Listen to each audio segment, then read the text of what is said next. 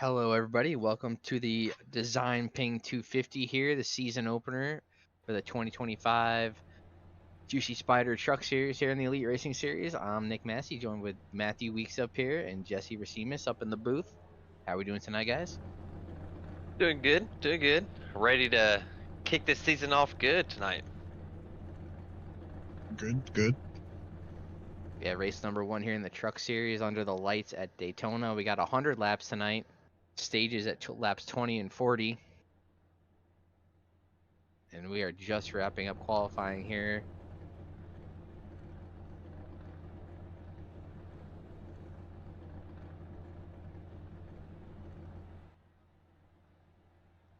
As we run through our starting order to start the season, Justin Wadsworth's going to take the pole. Jeff Ryan up P2. Robert Hill coming out of the producer booth down here. They're starting P3. Great start for Robert. Andrew Hardcastle, Michael Hosack, Tyler Fody P6, Wester Green 7, Jess Story 8th, Zach Evans 9th, and Ray Bracey rounding out the top 10. Then we got Joe Francis 11th, Tom Bourne 12th, William White 13th, Dusty Dewar 14th, David Carpenter 15th, Gavin Higgins 16th. I'm glad to see Vincent back in the Truck Series starting 17th, Chad 18th, 19th Cody McCorkle, Chris White coming off 20th, and you got Harrison Talion 21st, Seth Ross 22nd, Leighton Norgard 23rd, and Kyle Henshaw rolling off 24th.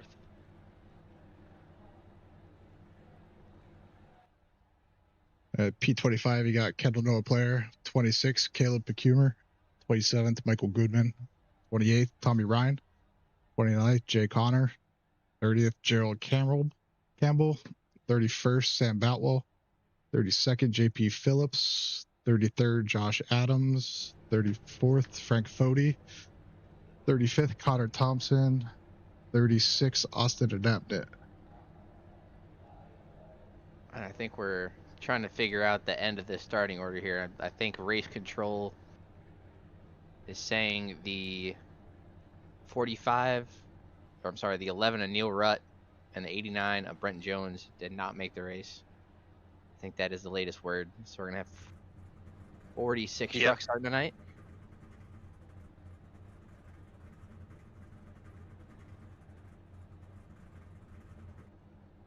So we're giving these guys time to just get the grid figured out, because we had a lot of trucks attempt to qualify tonight for the season opener here. Everybody loves coming out down here to Daytona. It's a fun race, fun track, fun series here. Everybody looking to start the season off with a win, get a good points day. And guys, what do you kind of expect? It's been a while since I've driven the trucks. What are your expectations coming into tonight?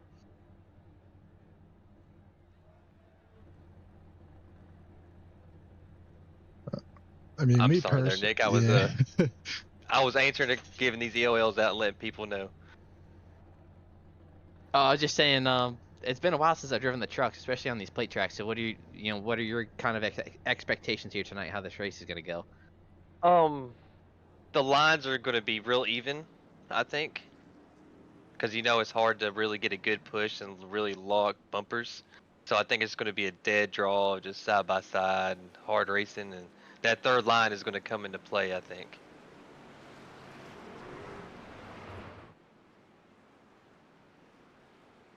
Yeah, these trucks, a lot of drag, less power than the Cup cars and the Xfinity cars. So I expect them to be packed up, pushing hard. Any picks for tonight? I'm gonna go out of the box here, and I'm gonna pick Michael Hosack to win this race. He's been getting better every single season, and I could see him winning a race here at one of these tracks. Yeah, so I'm gonna go with good old Dusty Dewar, see what we can pull out of here. He's usually pretty decent on the plate tracks, especially in the truck series, so we'll see if he can pull it out here. I'm gonna go with that 95 Robert Hill. Looking at getting a couple starts this year, getting one tonight. Got a good starting spot.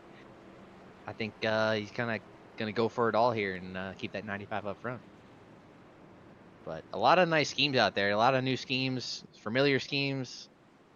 We'll get a good look at them and get familiarized as we kind of get going here. But looking forward to getting this season started off. Yeah, and the new thing, a lot of the viewers haven't noticed, we changed some rules. We actually added stage racing to all the races now. No caution for the stages, so there's going to be more points on the line during these races. So I could see these races being more interesting mid-race now.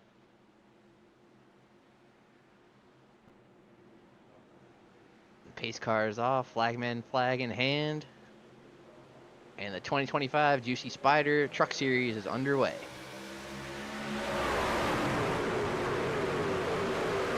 I ain't gonna put a lot of hope in these guys going hard. You know, I'm sure these guys start the season off, want to get a good 10, 15 lap run just to get used to these trucks again and get back in the rhythm of racing next with everybody.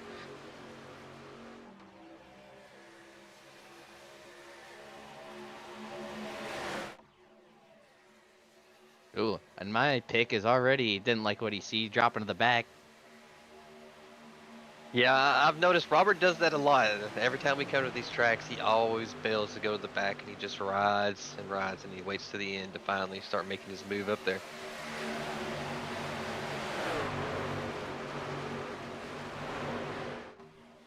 And you know, short stages tonight. You know, lap 20, lap 40. What would your kind of strategy be there, Weeks? If you're kind of farther back, would you try to work your way up there, get some stage points? Would you kind of ride it out, feel things out? The first part, I would probably just ride and see how the pack is doing, and see if I want to put myself in a spot to get them points. But no, man, like I was telling Goody when we broadcasted one of the races, the duels. It's like, well, man, when we show up to Daytona, we're just here to win this race, and I think that's in all these drivers' minds. They don't care about stage points or nothing. They just want to win this race. When Fody in the 92, Jess Story are going to shuffle Hardcastle out of line. He's going to go way far back the line here. So 09 jumps up in front of Fody there. Some new schemes. I got to get used to these new schemes these guys got.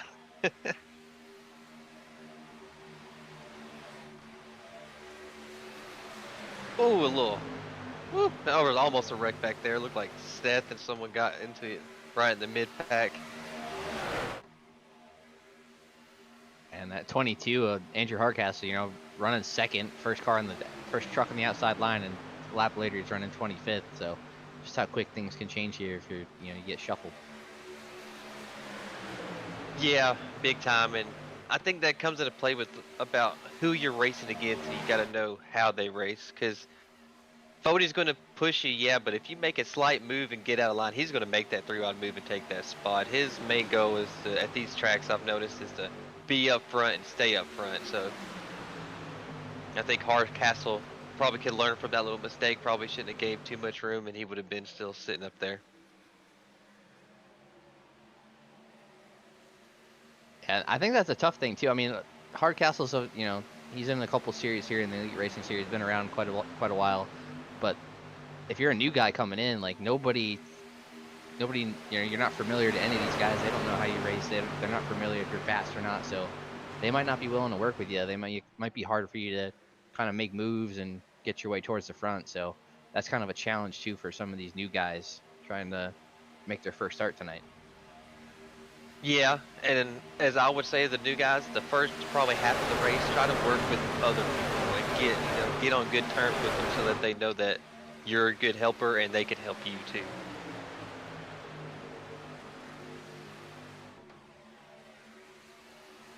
Seems the bottom is really organized right now. Fody can't really push that 09 as strong as he was. As I say that, he gives him a good push down the back. I'll tell you one scheme that sticks out. That third truck on the bottom, the 06 Zach Evans, looks like a Mark Martin throwback. Yeah. A Scott's throwback. That sticks out for sure. As we know, Zach is a massive Mark Martin fan. An 82 with a big run. Chris Wright pushing him. That's one I sleep on too. I always forget that Chris is back in the trucks from last season and he's still racing. I always forget that he's doing it. And I think Adams is racing tonight too, and that's another good pick for Daytona. Adams runs so well at these types of tracks. Ooh, we're about to go 4 wide. Oh, don't. Yeah, it's starting to get a little crazy. People want this track position to try to get points. Sure. As I was saying, they probably didn't want it, but they're going for it. Yeah, these guys pushing hard. And there's still 15 laps to go to the stage, and these guys are trying to get all they can right now. They're 3 wide, about 5 rows deep. Ooh, big checkup in the middle.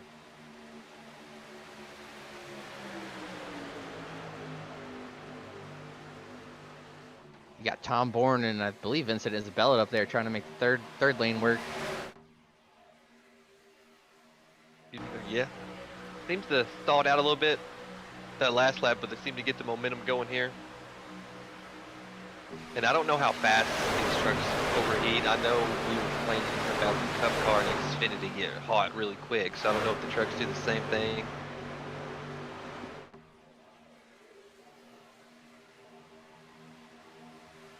It's just a stalemate. These are always the hardest ones when the lines are just so stalemated. Yeah, because I think at this point, you know, those second trucks in each line are kind of fighting the same thing. They're trying to keep their engines cool. They can only push about all the same. So, like you said, it's kind of like a stalemate until somebody makes a mistake or kind of hard organized. Big push by that 82 truck. But yeah, good move to get down like that. Vince Collar said he was getting hot. Good move by the 16 to get down and give Vince some air right there. And now that third lane is probably going to die out some. I noticed a lot of trucks are starting to bail out of that. I don't think a lot of people liked what they were seeing up there. Yeah, Tom Bourne ducked down like you said, and that just left Vincent Isabella and Chris right there in the blue egg truck. The lone wolves up there. Tyler Fody pulls up. Move. Oh, big push, big push. He's probably going to clear both of them and to go straight to the bottom. A big push by Vincent Isabella gets Fody clear both lanes, and Fody drops way down. And that was textbook. You build a run, and then you jump in front of the guy and get that push. So you carry, you bring your momentum, and then you carry his momentum with you, and you take the lead. That was textbook right there. See David Westergreen pulling up in front of Vince. I believe those are team cars.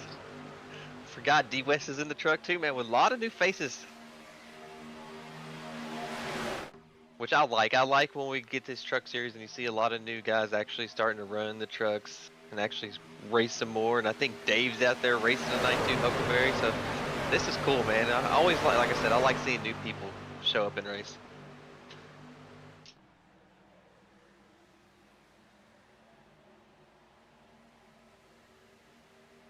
And then for the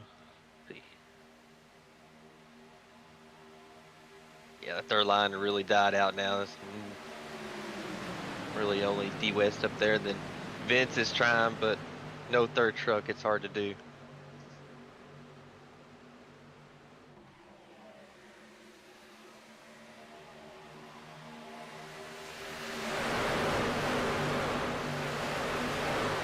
Yeah, it just seems. Yep, their line's dying, and now they're just gonna ride it out. Whoa! I think it's gonna start. Ooh, that was close right there. Yeah, Hosek. I think Tom Bourne might have been getting hot.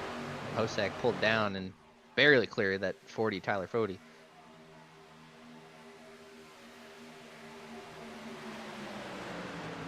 Looks at the line. I think Fody led that lap. And a different look for Tyler Fody this year too. You know, usually the blue kind of tone and kind of the silver chrome look this year for the 40 machine. Yeah, I think he actually ran the same silver scheme in the trucks last season too, and I think he just stuck with it, which is sharp, man. It's a nice looking silver scheme. Or chrome, it's hard to tell from this view, but it looks good. I like it. Yeah, I've always been a fan of the chrome, especially under the lights. Kind of gives a little sparkle, Yeah. sticks out. But yeah, Fody's staying up there. You know, he started up there in I believe 4th or so, and he's hanging up there. If we come to 7 or 8 to go to the stage. And as long as we've raced Fody at Daytona and Dega, we know how, he wants to stay up front. He wants to lead every lap, and he's going to try to do that every time he races here.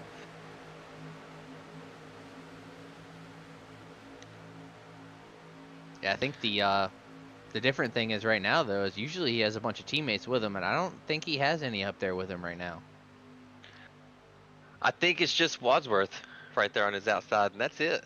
I know a Nabnet was working his way through the field. I seen like 2 laps ago, but I think it kind of stalled out up there in the 3rd line behind a couple of trucks. As Jess Story jumps up in front of Dewar on that 3rd lane, and I see Jaden's coming up to the field too, right behind Dusty.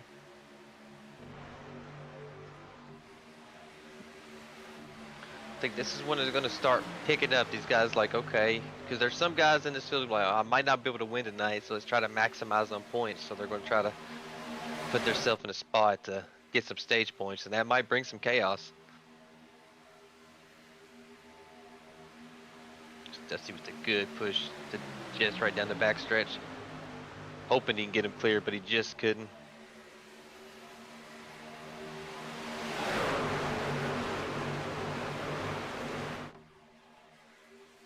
I don't know who's in that 47 truck, but that thing, I'm sorry to cut you off, but that 47 truck, 4th line on that side, that thing looks nice.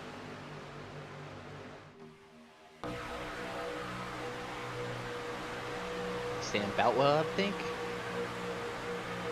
Icy Fog Machine. Oh yeah, that thing is cool. I like that. But I was about to say it's so tough for these trucks in the pack too, because you know the spoilers are so large you can't see past the truck in front of you really. So you're kind of driving blind going into these corners, especially packed up like this. Yeah, when you're close like Dusty and Bourne, pushing the 2nd car and you're pushing that guy, you cannot see anything. Because all you're doing is sitting there following, just making sure he turns the right amount so you're not getting on the apron or hitting another truck.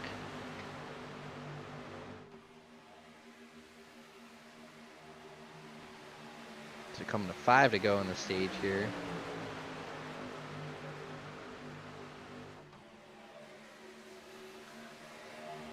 Bottom's holding strong with those 2 trucks right now. Frank Fody has jumped down now to help out.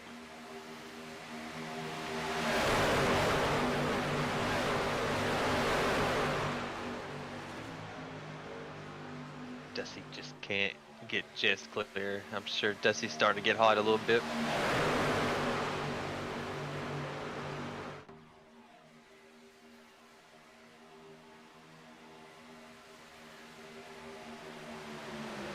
Oh, whew. That was close to the tri-oval right there. Henshaw just slid up a little bit. It's starting to pick up. We're 3 by 3, like 9 rows deep here. And it's only stage points to the top 10, so you're looking about right now the first 3 rows because we're 3 by 3 by 3. And this is when chaos happens, man. When you get these long 3-wide trains like this, especially in the middle. I've noticed the air in the middle car, the air is just so unstable, and you're all over the place. So it's so hard to be committed to that middle and being pinched down to the bottom. At that one truck, the third truck on the outside, Jaden Rasimas started 39th, sitting right there in 7th or 8th.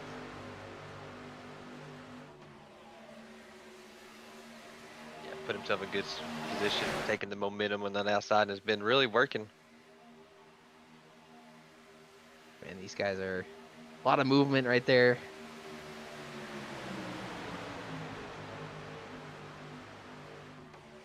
Yeah, I think the last time I raced the trucks here was like last year, and it was kind of stable pushing people. So I wonder if they've changed it or if it's still similar to that.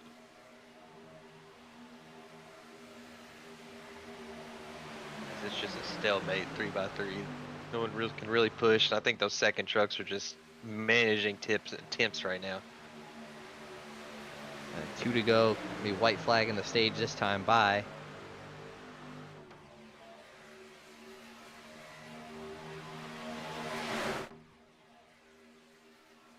Oh, there we go. Frick. Oh, Somehow there's just a 1 or 2 truck accident there. Looks like the 71 got spun around, almost blew over. yeah. I thought he was gonna go flipping there and went right back to the ground. That was a 71 at David Carpenter.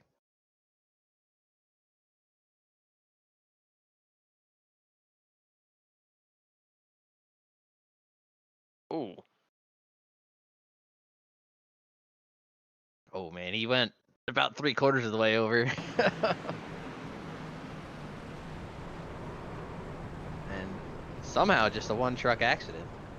Yeah, that's what I'm saying. Luckily, it wasn't that many people. It was just that 1 truck, and I think Henshaw, they got a little bit of left side damage there, so that's good. And I think that's the end of the stage too. So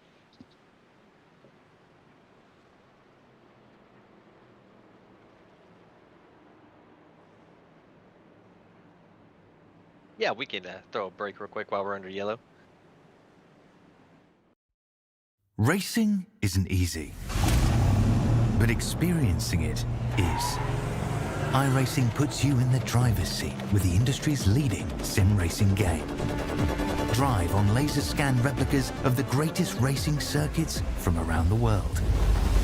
Go head to head against other drivers chosen by skill-based matchmaking to ensure competitive racing at every level. Compete across all your favorite series. In officially licensed cars, engineered to deliver the most accurate driving experience possible.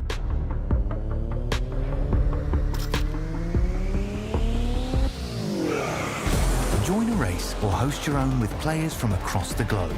Race against the computer or in a league with friends. Feel the thrill behind the wheel. Visit iRacing.com.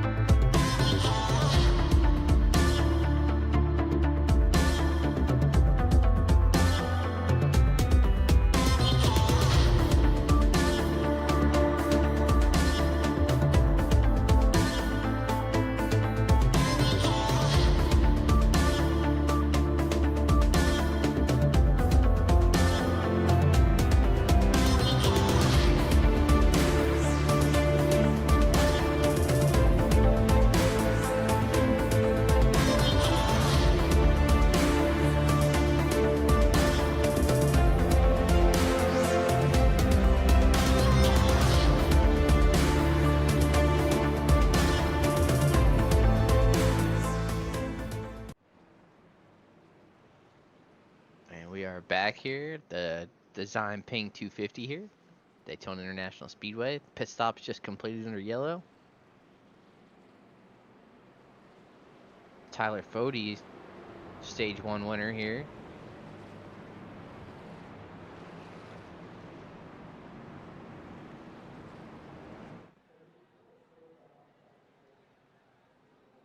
Which is a good thing because I think Chad said it if a guy's not running for points like in the truck series, since Fode's a past champ, that the first place points for stage points will go to the guy that's actually racing for points in the truck series. But he doesn't get a playoff point.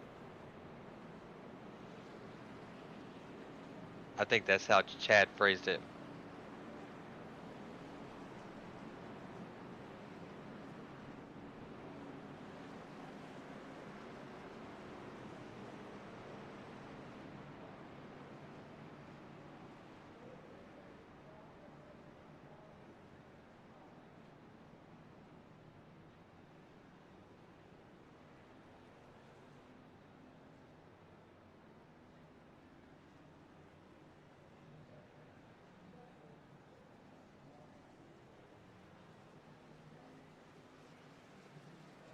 And well, we got 22 laps down. We get to re-rack and do another 18 lap run to the next stage.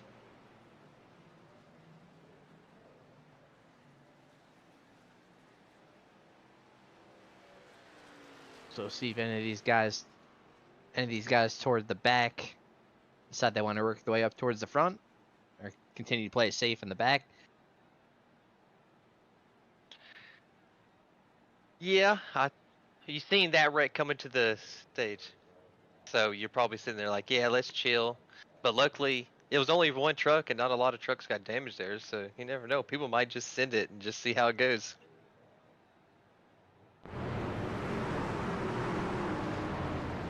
Yeah, I don't know about you, but I'm one of the guys that if I'm not leading or up there in the top couple trucks, I want no part of that 3 wide, 5 rows deep. I'd be bailed out like Robert Hill did, running at Yep. the back. I'm that way. I don't make any moves until the first green flag stop, and then after that is time to go.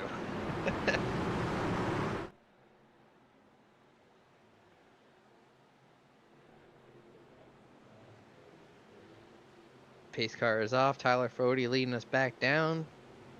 And we are back under green.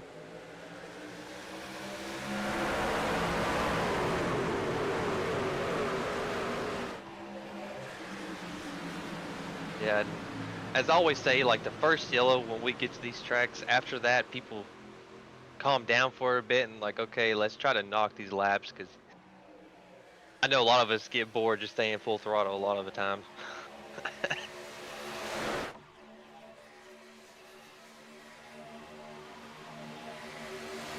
Big push coming the outside lane. Justin Lockford. Pushed by Justin Lockford.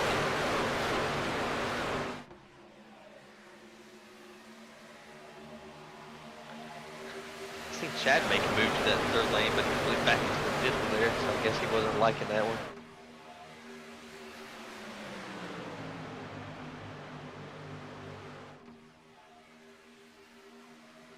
And this is probably where we're going to see most of the race. Lake Norman leading both lanes, because they know that, you know, you have the best shot at winning the race if you control the lanes.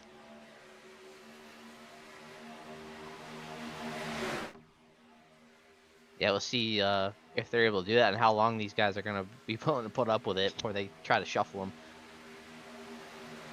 Yeah, definitely. I know a couple of teams, you know, you see a team completely dominating, leading both lanes, trying to control the race. Or, you know, a lot of people are like, no, let's shuffle these guys out and make sure they're not working together to control this. Oh, as another big wreck happened. Oh, Frank Fody. Now, oh, that's Up a and big over. wreck.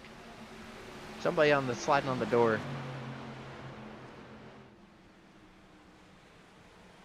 Still sitting on the door down here by the finish line.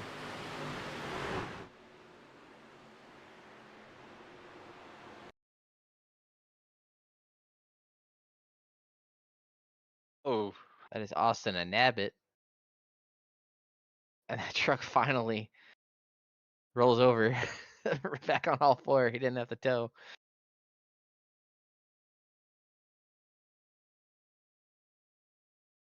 '60 truck of Austin and Nabbit sliding on his door all the way down here across the line.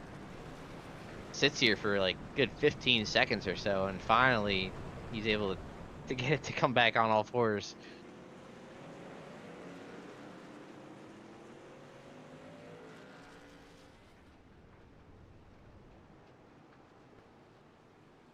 But not a lot of damage to that 60. I wonder how bad he's going to be, because it just looks like he kind of just slid on his door for a long time. did he roll back over on his wheels? He did. He did. He's so lucky, because if he would have had a tow, he would have had to sit there for like 2 minutes. It looks like it starts with the 15 and the 41 of Frank Fody. Both of them almost blow over, similar to what we just saw at David Carpenter. And the 60, same thing. And it's been so long since I've driven. I don't remember there being a lot of blowovers in the trucks, but I guess Ever since the last update, they've added it on the trucks.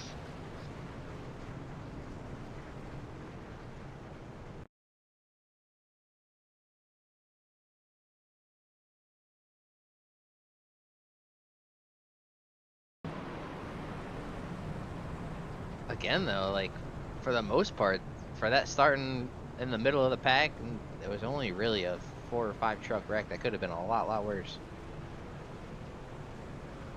Yeah. I thought it was gonna be big after I seen all the trucks slowing down. I thought everybody was a part of it. Let's take a look at exactly how this started. It kind of started with the 15 and the 41. I don't know if somebody got bump off, like little not square or check up here. Looks like there's a little bit of stack up.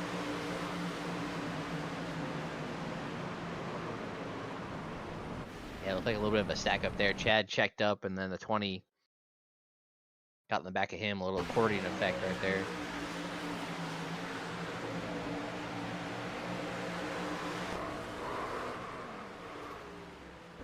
They're out on board with the 60. It's a long slide.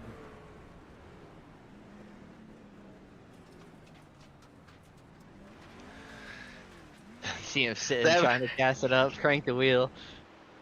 I have never just sat there on my door waiting, hoping it would flip over, and it did. That's awesome. Oh. I think he was finally able to just turn the wheel left to whatever way it was, left or the right, and it kind of just kicked the thing over. What it reminds me of right there is like, you know how if you're playing GTA and you flip and Yeah. and you're turning your wheel trying to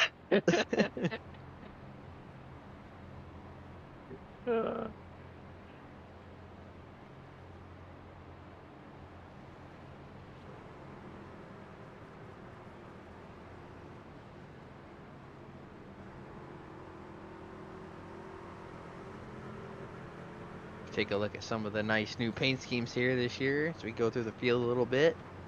Round 1 to go.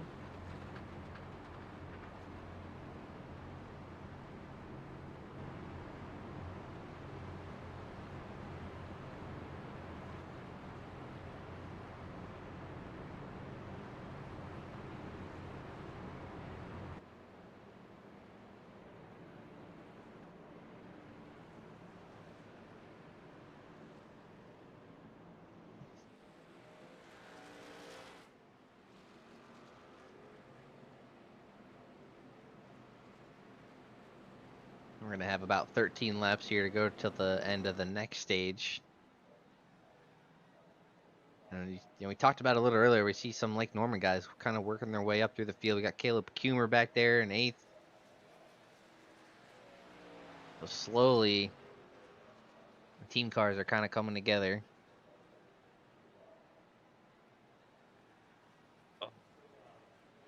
Man.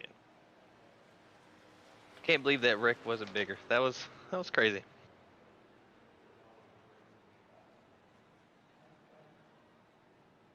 Yeah, I feel like these guys are only gonna get lucky for so long though.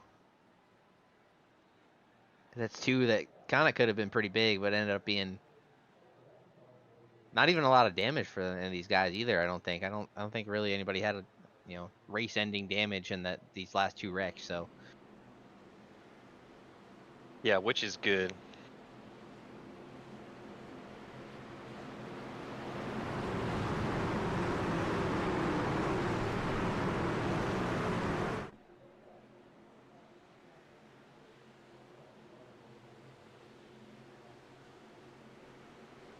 Tyler Fody once again leading us down. And now he's got teammate Justin Wadsworth pushing him. So we'll see what their strategy is, because they were controlling both lanes and now they're both in one lane.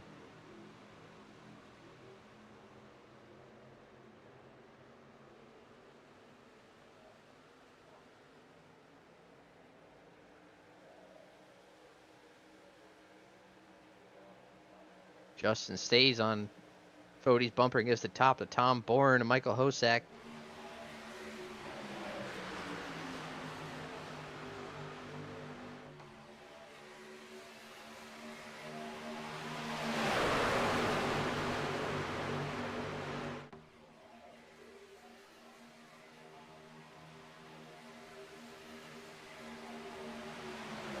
Sorry about that. I was having issues with the race control. It wouldn't let me EOL people for some reason. Not a lot of trucks tore up, so that's good. I hate when a lot of vehicles get torn up because I feel like it really kills the momentum of the race.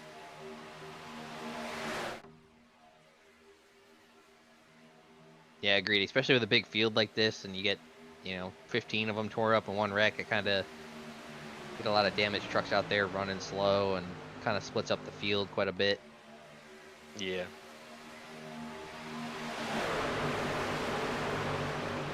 But no, all good. I know you're working both the booth and race control, so you're kind of managing 2 channels.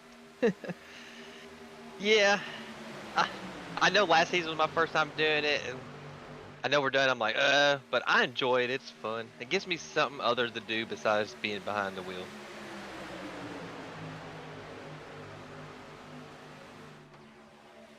It's all fun and games, so you got to drop the hammer.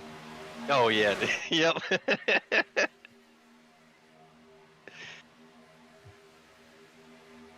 You got the 3rd lane trying to form back there. With the Yeah. Isabella and the 57 of A little beer. I think Dustin he's Dewar hops up. a Lake Norman truck. Jess Story I'm not hops up. mistaken. Yeah, if you're going to make moves and want to get to the front, you got to use that 3rd lane to get up there because the middle and the bottom are going to be used up the entire time.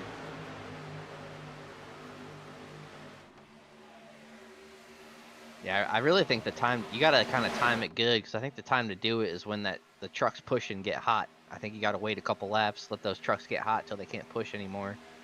Then you got to make that move to the top.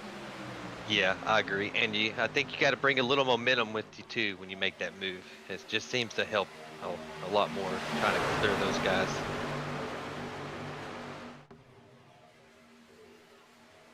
Chris Wright is rolling that outside trying to catch those 3 trucks. I haven't really talked about him a lot tonight. Josh Adams, like you mentioned, always got to watch for on the plate tracks. Haven't really seen him in the top 10 yet. See him right there, running 13th. I get mixed up. I'm not used to him in the 81, and then it's hard to see his number with the color combo, so I always lose track of him on the track. Oh, a big wreck up front. Oh, big crash. Josh Adams in it. Oh, hard hit. And we just talked about it, getting lucky for so long, and then had the big one here as we come closer to the end of stage 2. Not quite there yet, but a lot of trucks tore up in this one. oh yeah. Take a look at where this started. It started in front of Josh Adams. We were looking at him, and it kind of started, I think, 3 trucks back. Oh, the 24 looks like he downshifted or blew up. You saw the flames out of the tailpipe. That's what I was about to say. I was watching it back, and it looks like he just stops. It looked like there was flames out of the tailpipe of the 24. I don't know if he downshifted by accident or blew up. I didn't see any smoke. It's kind of weird, but you did see the flames come out the right side. He has a meatball, but I never could be from the wreck or something. Let's see here. Look at the revs. Yeah, something. You saw the revs at like 7,100, 7,200, and it just kind of dropped. Yeah, he was just watching the cockpit view. He's just behind Bourne pushing, and all of a sudden his truck just slows down instantly.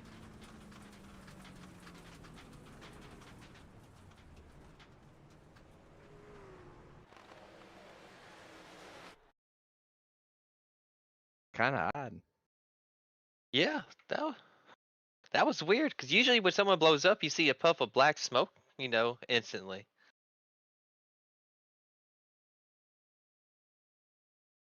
Get this one more time here.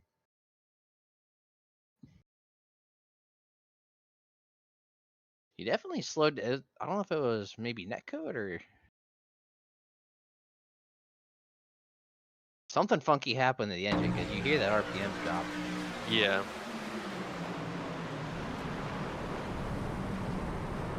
but there's nowhere. I mean, when that happens on a truck running that far up in the pack, these guys just have nowhere to go, no time to react to that.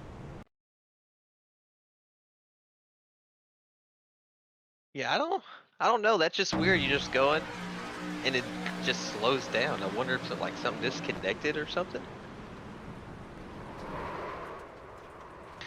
Guess I might have to go investigate. Yeah, that's a weird one.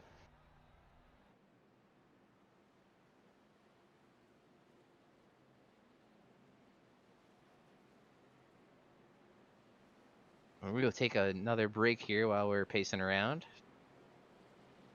3 years of sellout crowds, 3 years of edge of your seat action, 3 years of jaw-dropping finishes. Worldwide Technology Raceway has rocked the world of NASCAR, and now NASCAR is giving us another reason to celebrate. The 2025 NASCAR Cup Series Championship playoffs are coming Sunday, September 7th, 2025.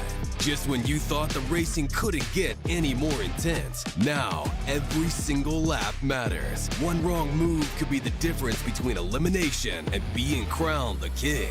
The Enjoy Illinois 300, the Confluence Music Festival, the NASCAR Cup Series playoffs, and for the first time in 15 years, the NASCAR Xfinity Series on Saturday, September 6th. Don't be on the outside looking in. See history being made in your own backyard. Go to www.raceway.com for the hottest ticket of the year.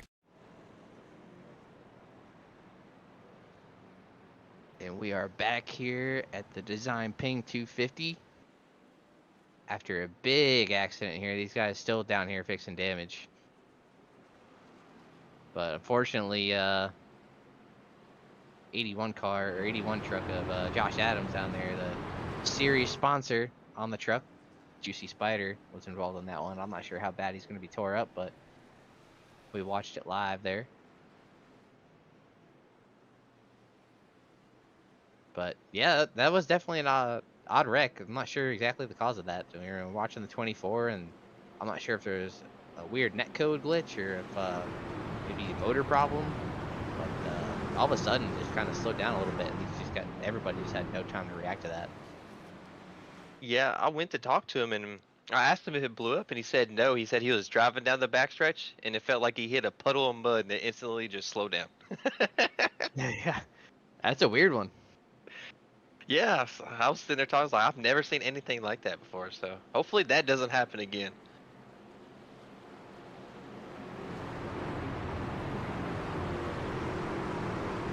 Because we were only a lap or two off the restart, so I don't think it would have gotten that hot that quick to blow up like that. And like you said, there's no puff of smoke, so kind of a mystery. Same, and he's been up there the entire race pushing and manages temps pretty good, so.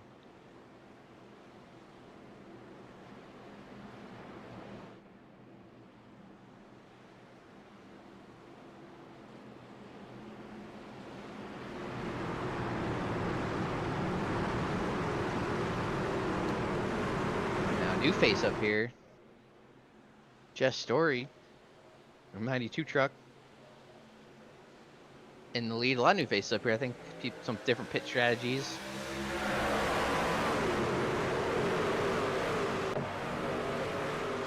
These guys going for the stage points here with 5 to go. It's going to be a 5-lap shootout to the end of the stage. Yeah, and business is going to start picking up because I know some of these guys are going to want those stage points.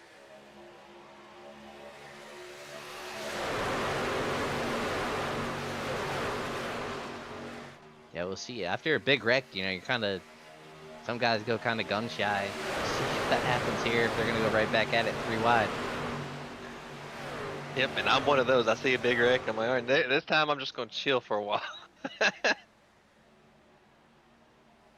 Yeah, still a long way to go. We're not even halfway yet, so gotta be there at the end when it matters. Definitely. Stage points are important, but I think being there at the end is equally important. So. To me, I'd rather win Daytona than get some stage points. At the end of the year, that's what gets you in the playoffs. Yep. Nobody knows who won stage 2 at Daytona last year. Unless you Exactly. did. Unless you did, then you know, but Oh no, I was last car in the lead lap in the 500 last season for a majority of it.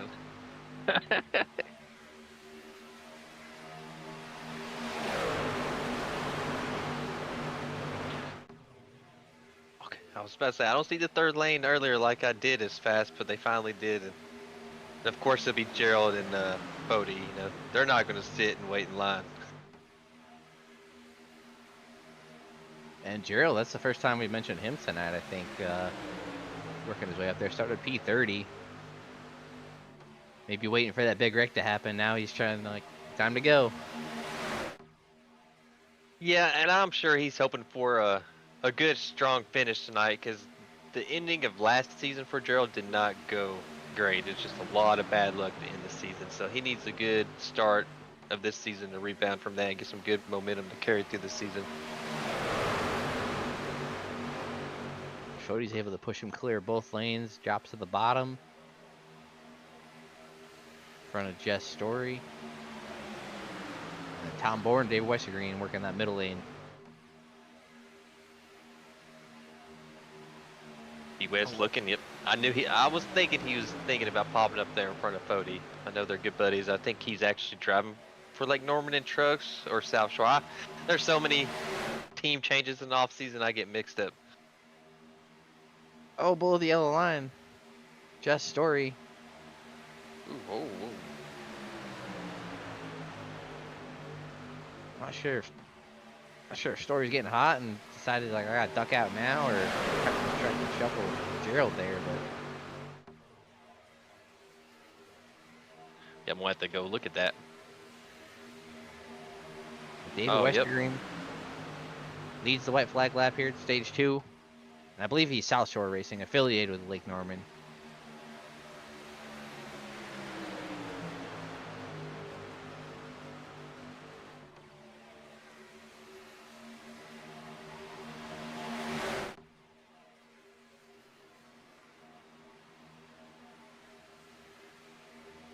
'92 is getting a drive-through, I believe you called out. So we'll see how this shuffles out.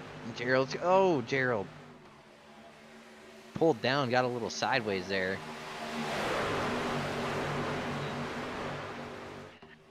Yeah, it looked like he just forced his way underneath him to get Gerald to move up. Man, the 92 tried to shuffle Gerald, and then he had to serve that black and wasn't able to push him to the end of the stage there. So Gerald, I believe, finished 5th or 6th right there in the stage. So still stage points, but not kind of the ending of that stage Gerald was hoping for. Oh, and we're trying to wreck. Is a yellow going to come out? If a yellow doesn't come, oh, yep, okay. And to be honest, that saves Jess right there with that caution. Yeah, that was perfect timing for him. He's coming out of server penalty, and Jesse Yellow get caught right back up. So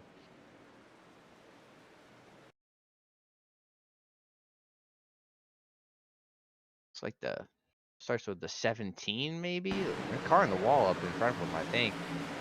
Ooh, oh, yeah. The 25 and the 57. Looks like looks like something happened with Isabella, I think, a truck or two up in front of him. Not sure what was going on there.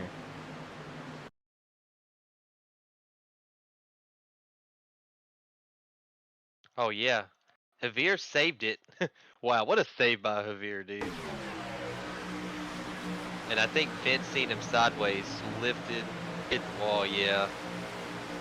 Oh yeah, what a save! The 25 comes up a little bit, and that truck's almost all the way around. He's able to hang on to it. Yeah, these guys just behind, trying to check up and miss it, and kind of all ran into each other. Zach Evans get a little sideways, is able to hang on to it. Carpenter again around.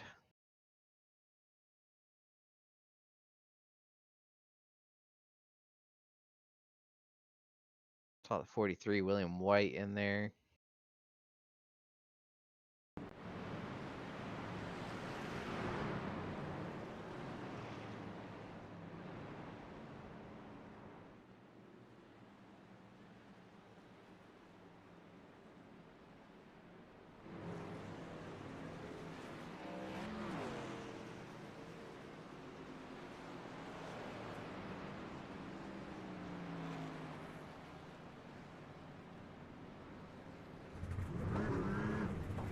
guys again, all coming down pit road. You see fuel only there for the 40.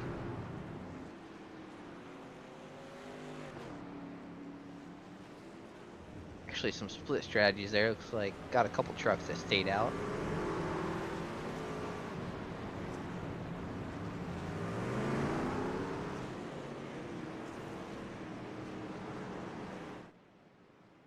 So we got 36 of Shea Mitchell up there. Race control in the Cup Series on Wednesdays now. Austin Sale, 14. It's Sally, by the way. Sally? Damn, I knew I thought, I almost said it. I was like, oh, I'm going to butcher it either way. I got a 50-50 shot. And it's cool to see him up here running good. He literally just got iRacing last year, got a new computer, and is start moving his ranks and is finally to the Truck Series. And he's learning, so I wonder how he's going to do up front getting pushed in this situation, because I don't think he's done that before. So it's going to be something to watch. And you see, a couple of these guys in the scoring pylon, the little asterisk, that's the rookie mark. So the top two, new to the series this year, as you mentioned.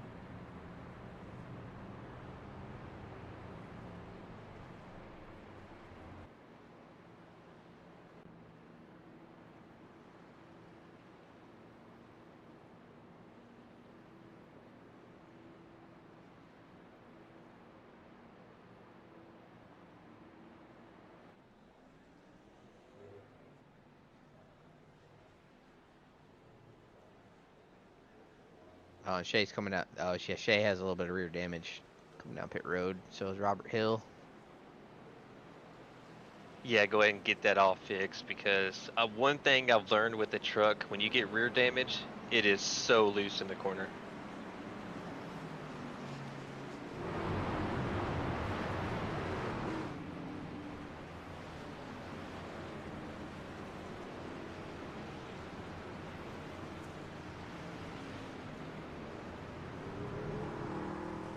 It's been so long since I've driven these. I feel like I never remember them getting loose at all. It's been so long. I feel like they're always bricks. Yeah, and then they did an update. I think they messed with them when they updated the Xfinity car, and they changed some things in here. And it's like, when you get some damage on these trucks, it just makes it so undrivable in the rear end, in the corners. But I'm like you, I don't race these trucks that much. I think the last time I raced them, I ran some league last year that a buddy of mine invited me to, that he wanted me to drive for him, and that was the last time I raced them, and it was only for like 10 races, and I haven't touched them since.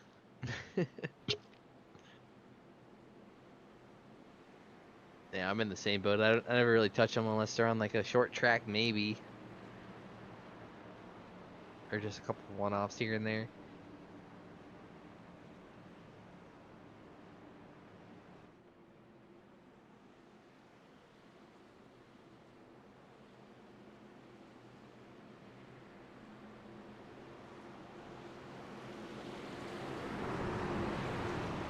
Austin Sally gonna lead him down here.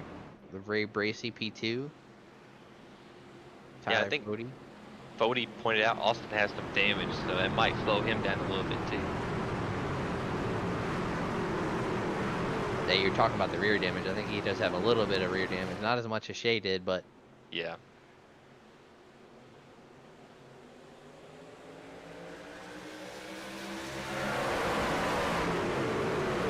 back out. No more stages until the end of the race, so no more points paid out until lap 100. That's sure. I think Austin might have Ethan Burrell in his ear coaching him too, so that would definitely help Ethan. Austin, we all know how good Ethan is, and he's a good coach coming to these things. So hopefully Ethan's there helping him out in this spot, because I think leading the pack is one of the hardest things to do when you come to these tracks.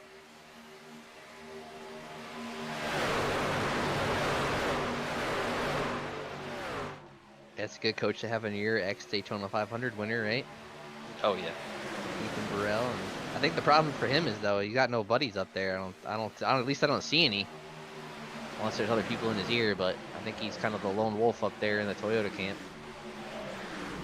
Yeah, Tate couldn't show up tonight. He has his baby tonight, so he wasn't racing. I think Harry is driving part of Pro Edge 2, and I think he's having internet connection issues tonight. I heard someone said he was blinking, so it's really just Austin by himself. But like I said, he got Ethan in his ear, and I'm sure Ethan is going to help him out in this spot.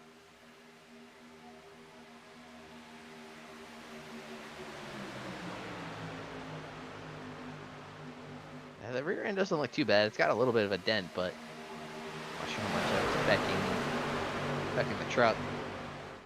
As long as the front end don't got no damage, keep driving it. A new leader, Chris Wright, with help from Tom Bourne.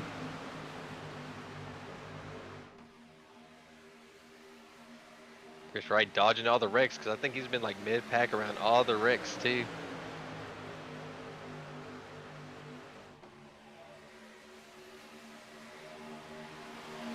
Yeah, he was almost on that big one, I think. Maybe got a little bit of contact, but was able to keep the truck clean somehow. Yeah, and I don't know what they've done with the damage ball too. It's like you can wreck these trucks, and I don't think if you don't get a meatball, you can fix it back to, back to normal and go out there and bend it and be fine. Cause like I'm looking at Chad, we watched him flip, and there doesn't look like he done anything to that truck. But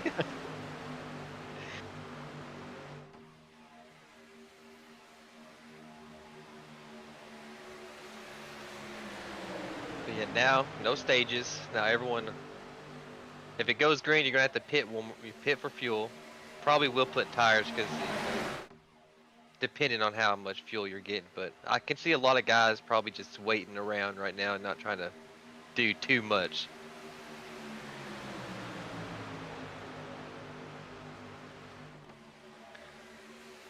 As we're talking about someone, look at Nabden. He's sitting on his door for a good 20 seconds. He's up there leading the third lane, trying to work his way up to the lead, up to fourth. Oh. Jesse's on his way back up.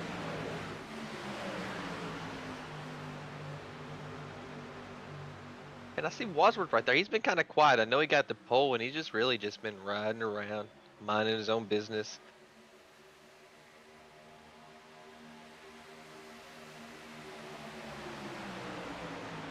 Yeah, Nabbit, and then he's also being pushed by the 57 of Javier, who you talked about having that awesome save to keep that truck out of the wall.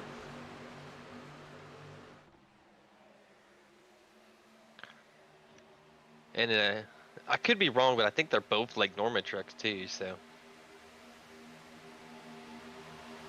Well, I know Austin is. I always forget Mitch Javier. I don't know if it's Lake Norman or if he races for somebody else.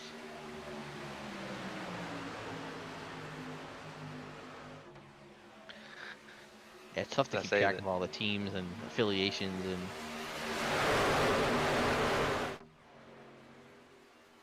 As we go back to 3x3, that last lap went to Dustin Dewar, so give the 32 a lap lead.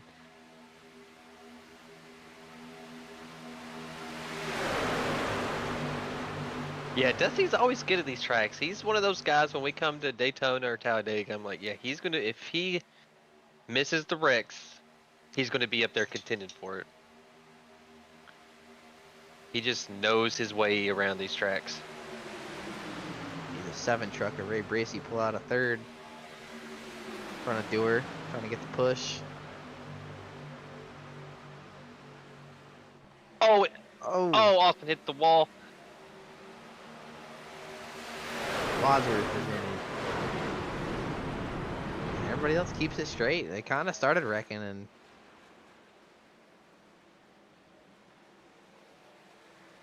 a couple trucks bounced off each other, got a little sideways, and then kind of all straightened each other back out.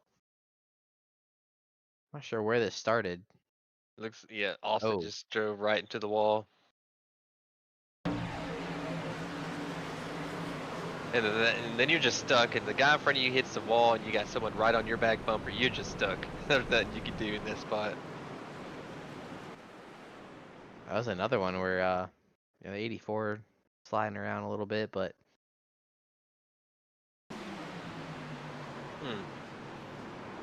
Oh, Hardcastle. Oh.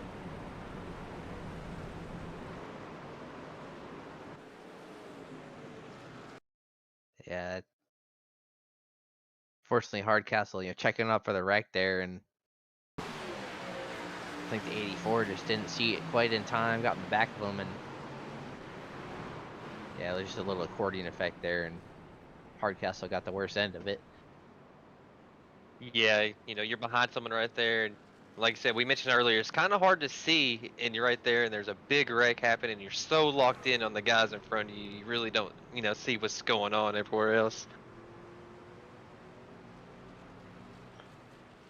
And that's gonna end Hardcastle's day as the engine is toast. Yeah, and that's unlucky to get that happen after the caution was flown. It's just so unlucky.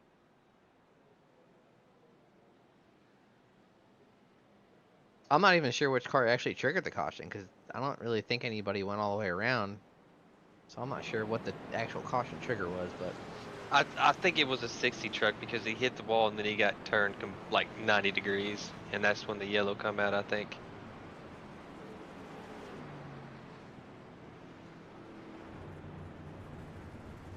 see a lot of these guys come down, fix some damage, top off on fuel. Chris right here getting tires. And that's a cool camera shot. I like that camera shot we got this season right there over the pit wall. Oh yeah, I think Dave did this last season in one of the races. I forget what race it was, and I was like, dude, that's so good to have for pit road. Yeah, it's like those old NASCAR on Fox broadcasts where they're sitting over the pit wall, you drop the jack and the car peels out of the box. Yeah, those are always so good.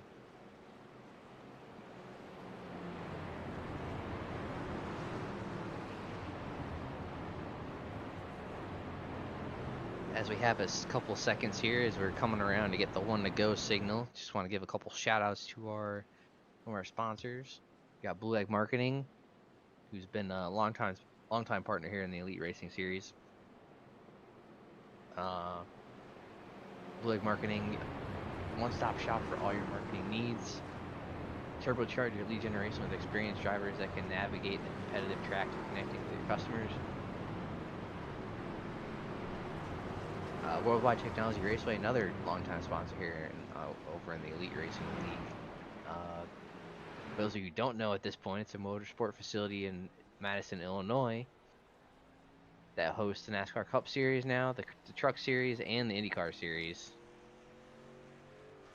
And they also have a state-of-the-art karting facility, so check them out, Worldwide Technology Raceway.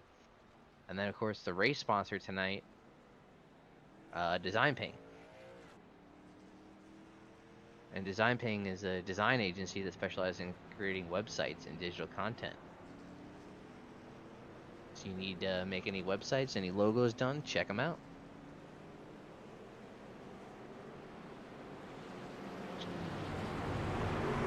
Come around to get the 1 to go signal here, just past halfway.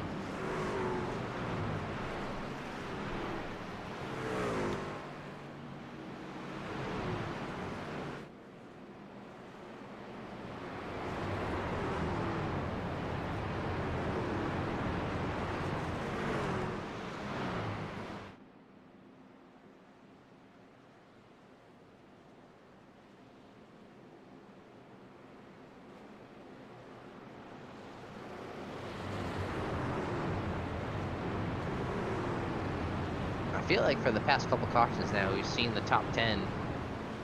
Probably half of them stay the same, and then half are new faces. Like we got, Chad Frankenfield working his way in the top 10. Gavin Higgins, Sam Boutwell up there in the 47 car. Joe Francis, we haven't talked, really mentioned him. He started 11th. I haven't really mentioned him at all tonight. So a lot of these guys through wrecks, through pit stops, kind of just working their way quietly, having a quiet night. So we just passed halfway.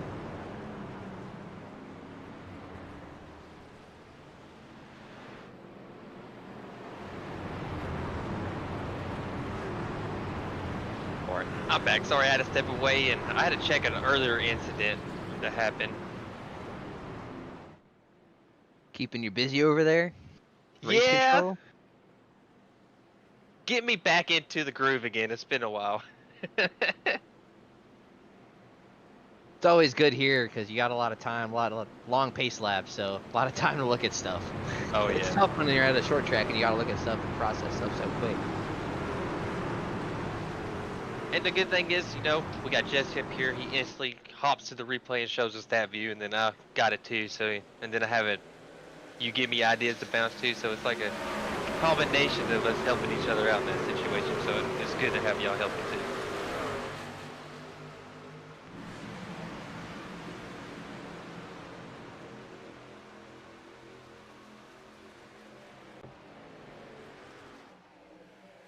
Oh shit!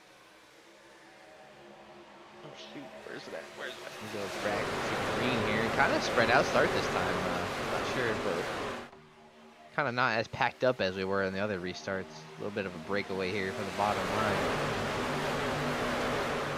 Yeah. I think a lot of trucks still got some damage they gotta fix too, and that might come into play. See Joe Francis in that blue Joe truck. In that top group, pushed by Ray Bracey. As they get even with P2, Dustin Dewar. Side by side with Tom Bourne for the lead. Didn't quite have the momentum to get all the way there. Yeah, it's... But I think those might be 3 team trucks on the outside. I'm not sure if Joe Francis is, but I think Ray Bracey and Wester Green are teammates up there.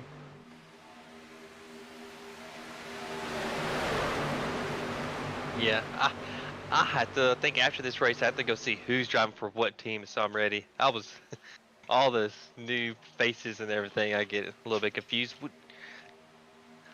Sorry, my dogs are going crazy playing with each other over here, I'm sorry. I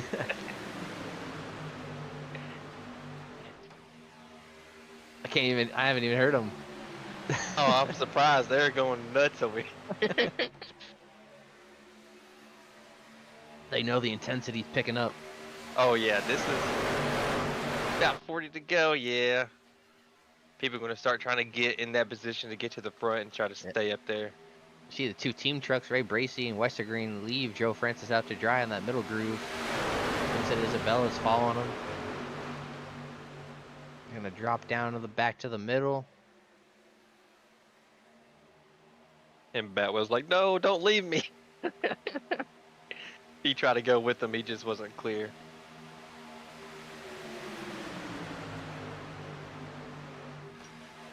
And it's good to see D West back out there in the truck. I know last season I didn't see him race anything in the lead. I just know he was doing the broadcast for Cup, but it's nice to see him back out there wheeling it with these boys.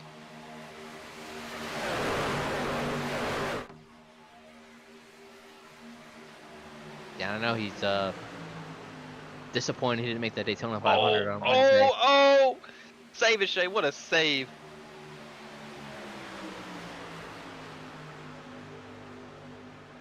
Shay Mitchell had a well of a save right there down the backstretch. That was close. See, we're kind of starting to break off into 2 packs.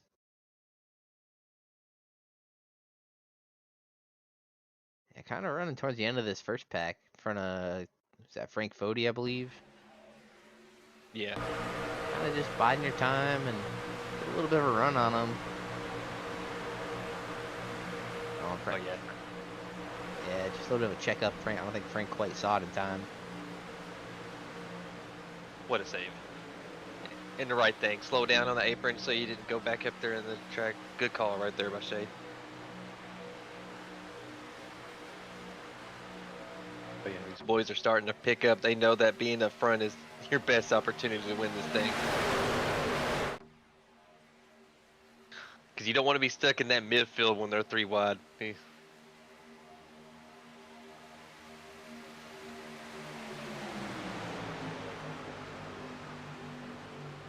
Yeah, I'm definitely not one of these guys that want to be up here in this 3 wide action. I'd like to be back there where that, or say Kyle Henshaw back there, sitting back a little bit in case something happens. You still got the draft, still got enough momentum to get back up there if you need it, but yep, and you got a big enough gap right there on the bottom where you can slow down if there's a wreck in front of you.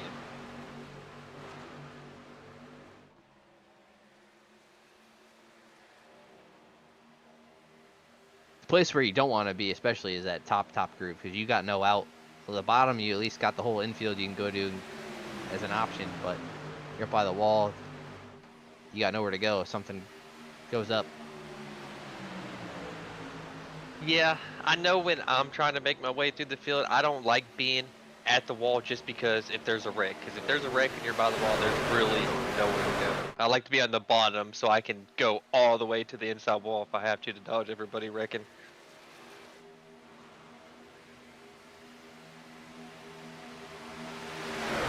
Dylan Beer didn't like what he was seeing. He bailed out of that. Wester Green trying to get a push from his teammate Ray Bracey there. And I don't know how far they can go on fuel, so it might come down to a fuel strategy race. They very might. I think definitely have one more stop left. But I don't think some of these guys topped off, some didn't. So yeah, because we went green about 50, I think it was, or something like that. So yeah, there'll be, if they pit, it'll be a little bit of fuel if it goes green to the end. And that's another thing we have to watch too, because the apron is slick on old tires. And those are just taking fuel. oh, was that netcode or was somebody on the fence? I think someone Maybe scraped the netcode. wall.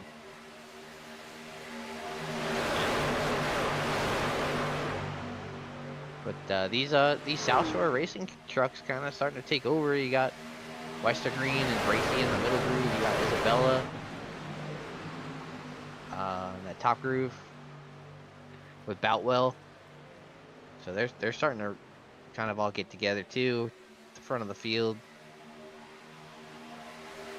But as you mentioned, too, green flag pit stops would be interesting because you know these guys are all 3 wide, jockeying for position, and I bet you a lot of them didn't practice getting a pit road in green flag conditions. So it definitely would be interesting.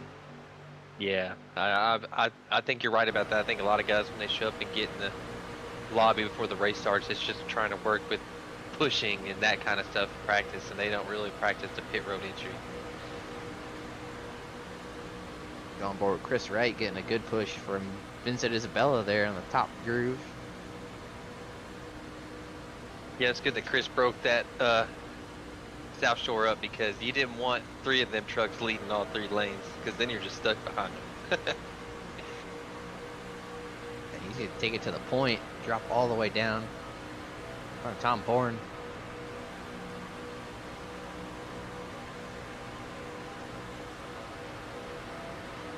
Oh, they're still 3 wide. I see. Oh, Harry's coming up through the mid. Jess Story's working his way back up through there. Another guy I haven't seen in a while, Tyler Dixon, running the Keeneland car. Appreciate you showing off for Kentucky. Or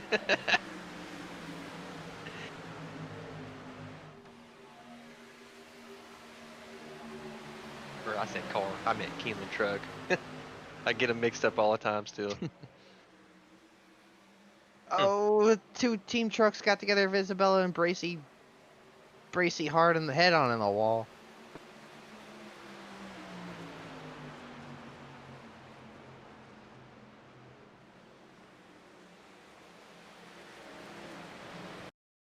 Not sure what happened, but it looked like it all started with a 7 of Bracey.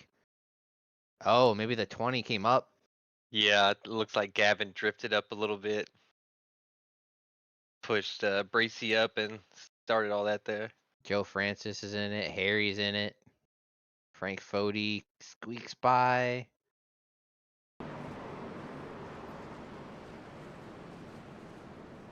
Hoping Harry doesn't have a lot of nose damage. Hopefully he didn't hit that wall too hard on. That's kind of hard. There we go.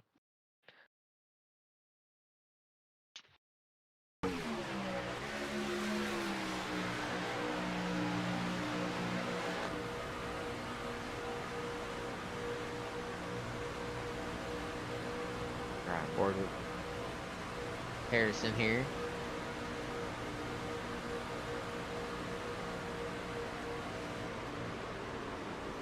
There's just nothing you can do in that spot. You're just in it for the ride when you're stuck in the middle and they're wrecking in front of you. You hit it too hard there with the nose.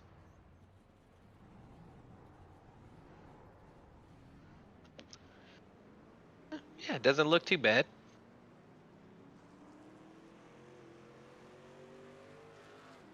I imagine all these guys are going to come down and top off with fuel. I believe should be able to make it from here. I think Jess Torrey said you might want to look at his POV from his point of that wreck. Ooh. Bracy hit that wall hard.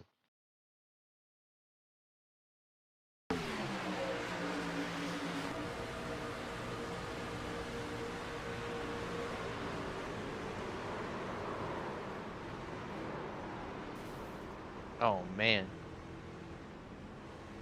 Seas kind of just parted there for Jess Story to slow down and did all he could, but Shoo.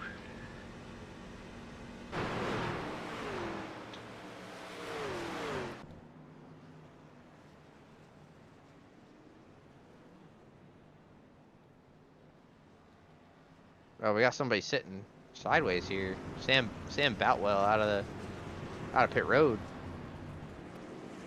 Oh, it looks like there's some contact on pit road here. The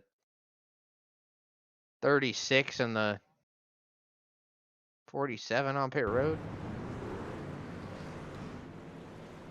47 coming out.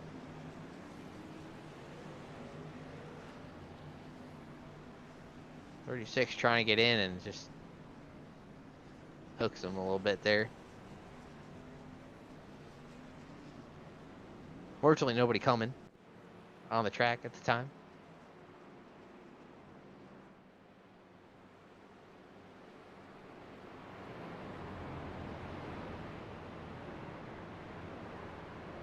It's another tough thing with differing fuel strategies and pit strategies, because some guys taking fuel. Some guys take fuel and have short stops, and it kind of puts you in an odd spot because trucks are still coming into the pits and people are leaving and busy down there in pit road. So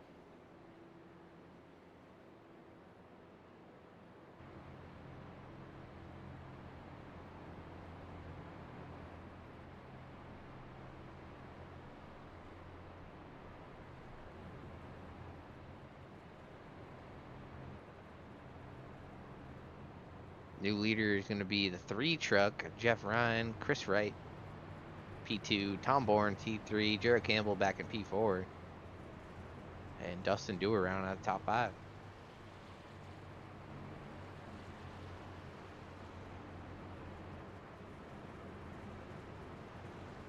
But yeah, kind of a unique situation on pit road weeks. I don't think I've ever had to call pit road crash before for race control. That's like the third one I think I've done. I think I had 2 last year, and that was the first. This one was the first time this season already, but it was just a bad spot. You know, the Shay was trying to get in his stall, and Sam was already leaving his stall, and he stayed to the left. It looked like he was clear enough to go to his right and get to, behind Shay or get to his right, but he just sped up, and Shay was trying to get into his stall there and just turned him.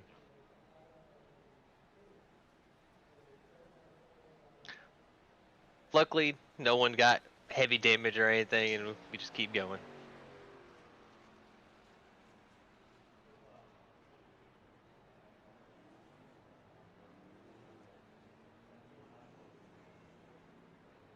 Yeah, and word is that the fuel window. We'll see how this changes as we go green, but it's between 30-35 laps, so it's going to be tight here, especially if you're leading. Yeah, if you didn't top off, it's going to be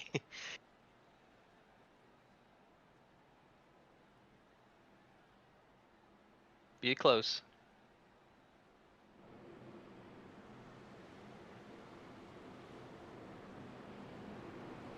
See here, did Jeff Ryan come down? Jeff Ryan did not pit there.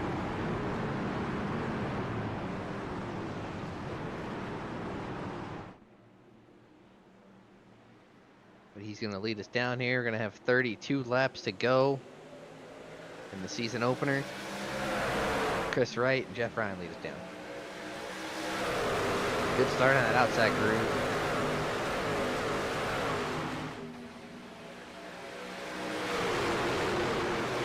Gerald Campbell Chris Wright, Tom Bourne trying to push Jeff Ryan.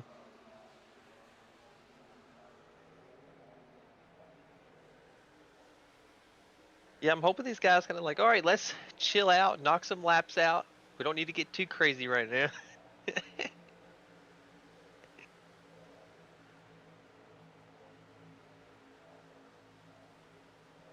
New look in that 3 truck. I think he ran an all black truck last season, so I had to get used to him being in this bright orange one. Is that a throwback to the Dale Earnhardt Jr. Looney Tunes car? I think so, because I know he ran the Goodwrench 3 all last season. Oh yeah, it's got Looney Tunes on it. Okay. I was like, it looks like it is. Couldn't quite see it.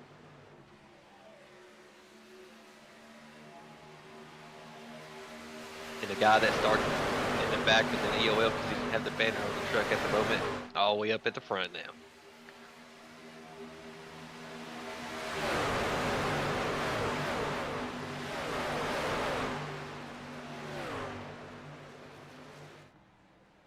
Another guy too that we kind of were talking about a little bit earlier, but that just cracked the top 10 is at 81, Josh Adams. We saw him getting that wreck a little earlier. Looks like that truck's all fixed up. He's looking to get back in this race. Yeah. A lot of guys are. I mean, it looks like a lot of these guys fixed their damage and their truck looks brand new. They really worked on the damage model, which Yeah, could be a good thing and a bad thing. Yeah, I guess they changed it to more like the next gen, the Cup car, where it's kind of like, as long as you don't have suspension damage, you can kind of get it all fixed up.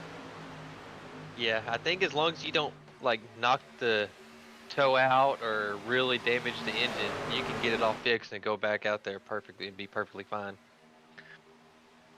Oh, Chris Wright. Oh! Chris, Woo! I don't know if he was getting pushed or what, but he tried to have a look to the outside of Jeff Ryan and then just shot back to the middle, but too far and got into the door of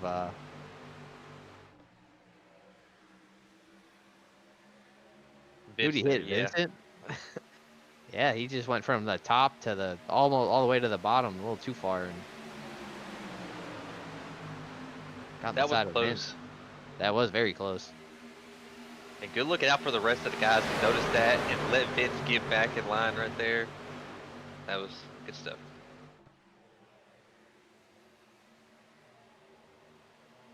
Yeah, we're getting to that point where the racing is really going to start picking up. You got Josh Adams pushing Jeff Ryan up there in that top groove. We'll see if anybody decides to go with him. But I'm sure that 3 truck won't appreciate what Chris just tried to do, leave him hanging out to dry. Man, Gerald almost caught the 3 right there and turned. That was close. Yeah, the 3's getting at it from all angles now. He's got. Oh, they're 4. Oh my gosh, what's going on? I think it's a little bit too early for all these crazy moves. Still got 28 laps to go. When the 3 truck pulls down, leaves Josh Adams hanging on the way top by himself. Josh is gonna drop back a little bit here, and yeah, these pushes we're only 3 laps or 4 laps off a restart, and these pushes are already getting pretty crazy. Oh, Josh Adams in the fence. Contact. Contact with a 92. Man, it's getting crazy out there. Oh, Josh in the wall again. Oh, geez. Someone just Who hit. was that? I hope he didn't hit that inside wall, because if he did, that truck is killed. Oh yeah, it's killed. We got the hood bouncing down the back stretch. We got. What happened with? Who is it? The 73? Yep. Yeah, he definitely must have hit that wall a ton, because he shot off the screen real quick. Oh yeah, Reggie Hurd. I think he tried to get down in front of Kendall. Yeah, Josh Adams on the wall in front of him, and he's trying to get down to get by him, and that hole was already kind of filled.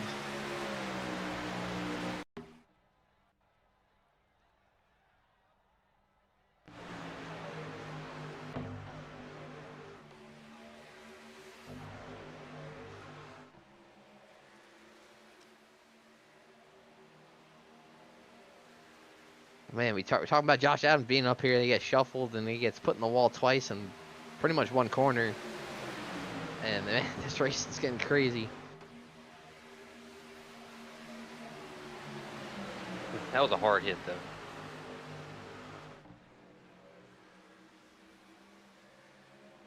And which is in a bad spot. When you wreck right there on the backstretch and you go on the apron, there ain't gonna be no yellow, so you're just stuck. Unlucky though. I just don't think he was ready for how much more speed Kendall had than what Richie had right there. Yeah, it's hard to. Everything's happening so quick at these super speedways, especially in these cars or in the trucks, where the runs are so massive.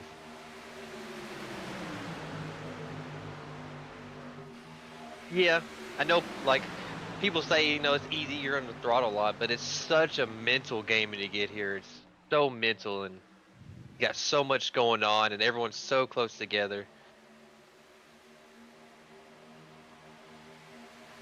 Yeah, you really gotta. It's about holding a straight wheel, but then gotta have a lot of spatial awareness and realize where everybody is around you too. You really gotta be focused at all times to keep track of everything going on. Jared Campbell taking the lead here. Drops down in front of Chris Wright.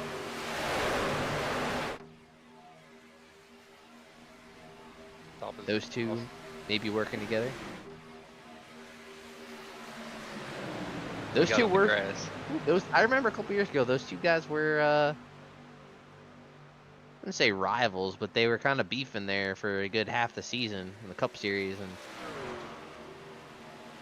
now working together. Who was that you were talking about? Oh, Chris Wright and Gerald.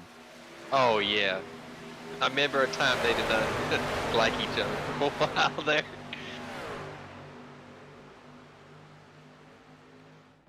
But I say, we have our rivalries in here, but all in all, everyone that's part of Elite, we're all here and we're all cool with each other. We have no issues. It's just a good little sportsmanship that we compete against each other, and it's good to have rivalries like that when you're competing for things. Yeah, I believe they called each other each the worst driver in the league a couple times. Well, I can't say that to Gerald. I mean, he is a two-time Cup champion, man,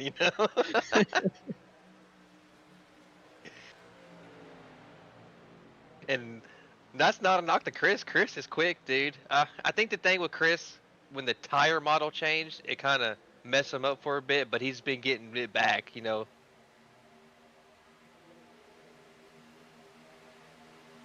Yeah, definitely been a lot of updates the past couple years to the tire models and all the cars. Yeah, you got the tire model, then they changed aerodynamic stuff on the car. And I know recently they finally updated to the Xfinity car, what the Xfinity car really is now, so that drives different. Oh, netcode. Chad just got netcoded.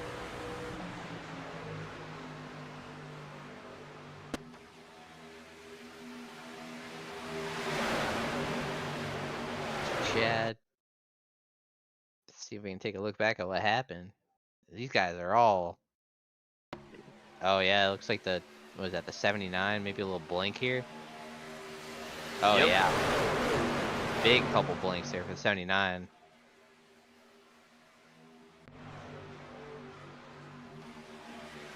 Luckily, that didn't get any other trucks and cause a wreck, and hopefully Chad just scraped the wall, didn't damage that right side too bad.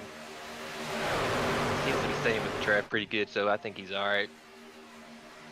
And we go 3x3. We're about 10 rows deep now. This racing getting really crazy. William White up there leading the top group, looking for the lead. Yeah, you're within 20 laps right now. 20 to go. It's go time at these tracks. You're trying to you want to be up front. You got to get that. You want to be up front leading the pack, because if you're, like I said earlier, you're stuck third row back, you have no shot at winning this race, unless they wreck. Which there's a good chance of that happening here. Yeah, there's been, I mean, even since the last restart, there's been so many close calls.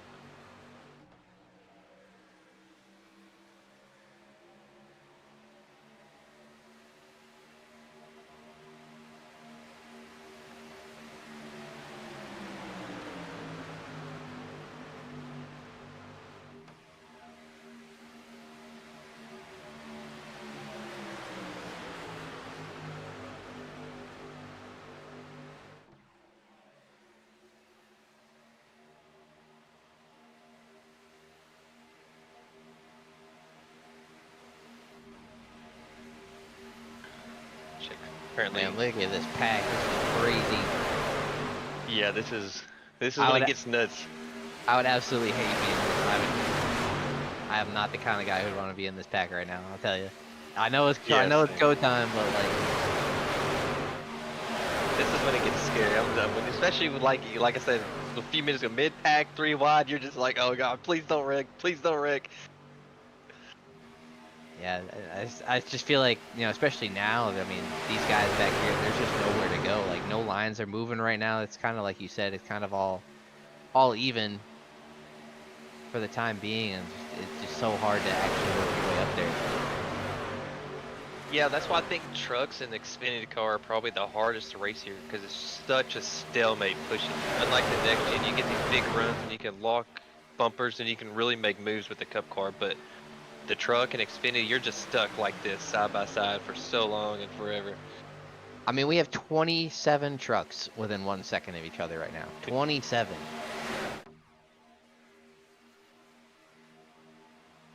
Get me excited. I'm ready to get on track tomorrow night and do this.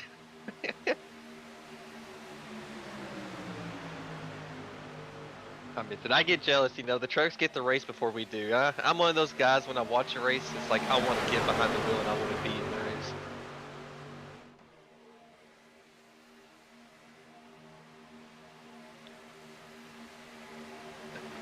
Crazy. I figured these guys would calm down, knock the laps out, get about 10 to go, then do this. But they're like, nah, let's go at it now. Yeah, I think everybody knows how hard it is to just work your way up. I mean, nobody's really moved. The top 3, all the guys leading the lines have stayed the same here. Past 5 laps or so. So I think it's just tough to work your way up there. But yeah, next couple exciting days coming up. We got the Xfinity Series opener tomorrow. We got the Daytona 500 on Wednesday. So busy week.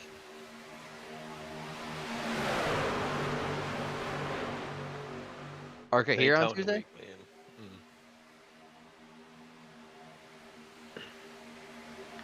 Daytona week, man. People are going to be so tired of Daytona because I'm sure about half the field ran the 24 this weekend. Turn around, run the trucks at Daytona. Then you got to run, you know, Monday night Daytona. And some guys run Tuesday and then Wednesday. It's like Daytona. They're going to be so sick of this, they don't want to see it for another 2 months.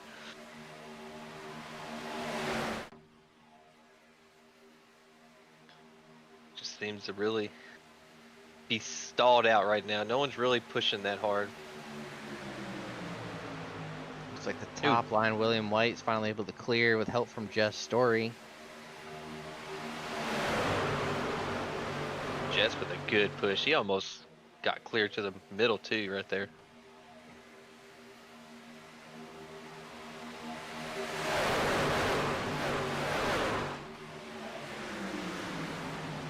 It's picking up. Jess clear. Is he going to drop or is he going to stay up there? Or no, he's not clear no more. Yeah, I think that's tough there too, because if you're David Westergreen pushing him, you know, you work so hard to get him clear, and then he doesn't take it, and you're already hot. You're kind of banking on him to pull down and take it so you can get some air. Sometimes that kills your line because, you know, Westergreen might be hot already. He can't push quite as hard as he wants. As you see, they're dropping Yeah. back right now.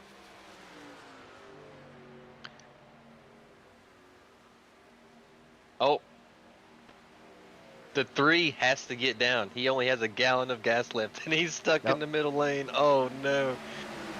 Yeah, we mentioned that last he stayed out that last pit stop or last yellow, so he does not have enough fuel to make it to the end here. So He pleaded like, please let me down. Oh. that's a big one. Oh yeah, that's. Oh. My God. That's a big wreck. It's like it happened with the 3. The 3 looked like he got right reared or right hooked somehow. But you know, talking about 27 trucks within a second of each other, and that's it's one of the downfall of having all these trucks packed up. Yep. Oh, like the 9 truck come up a little bit in the 92. Josh Adams is in it. Oh, yep. It That looks well's in like the 9 drifted up turned Jess sideways and hooked a 3.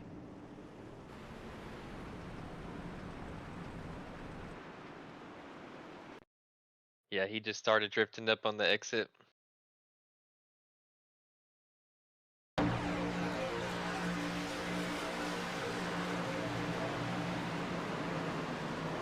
Nine truck hit pretty hard. See Zach Evans getting spun around down there. A lot of guys going through the grass. Miss it all.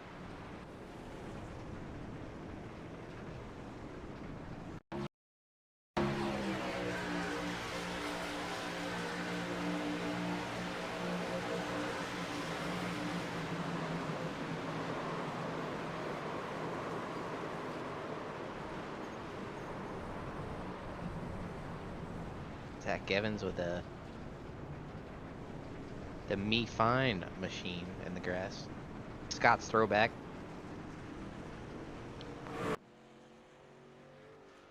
Scott's Turf Masters in the turf down there.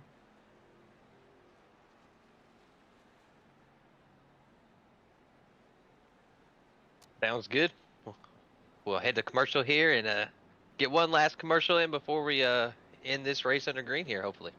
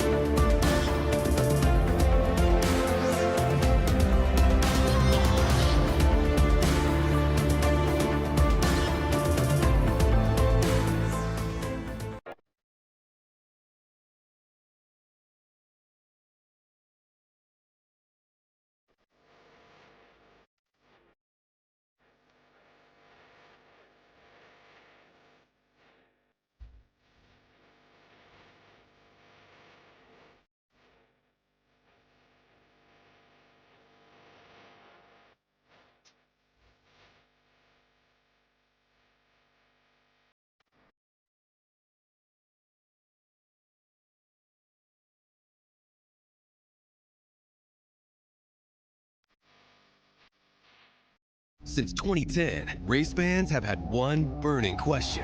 When will the Xfinity Series return to Worldwide Technology Raceway? You asked, NASCAR delivered. On Saturday, September 6, 2025, the magic is back. We're going to introduce you to a new crop of future champions and Hall of Famers, and we'll create more of the greatest moments in racing history. Go to www.raceway.com for the hottest ticket of the year. And we are back, taking one to go here.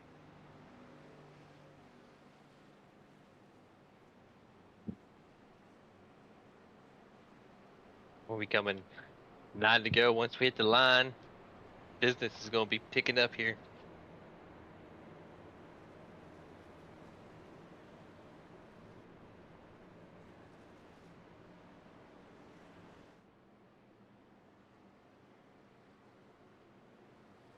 Yeah, I mean, we saw 3 wide there, 3 wide, 12 rows deep.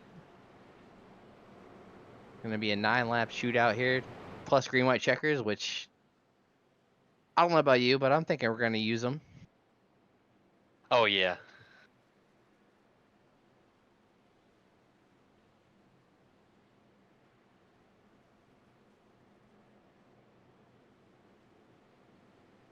Now the other question is, these guys have enough fuel to go to the end, but I don't think they have enough for all these green-white checkers. So this could get interesting if we end up using some. These guys that stayed out, which I think everybody pretty much did right there. Yeah, if they use the auto fuel, They would be really close on the green-white-checkers if we get them. We did have a couple yellows in there, but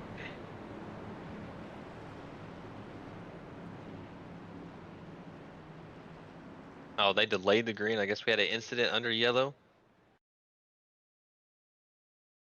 trying to find what happened here. Looks like the 86 and the 30 here. Oh yeah. It's like some weird. Oh man. That was weird. It looked like Maybe his wheel disconnected? looks like he maybe downshifted. I think I hear it downshift out of the 30 and kind of got him a little sideways.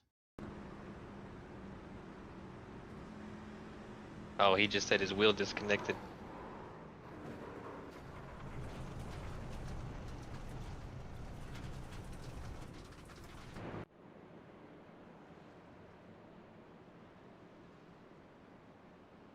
Yeah, he just said his screen went black and his wheel disconnected there.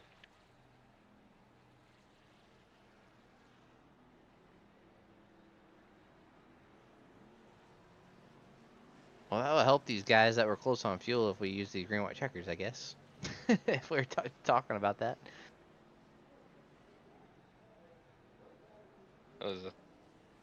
I was unlucky for the 86 truck there to have that happen right in front of you.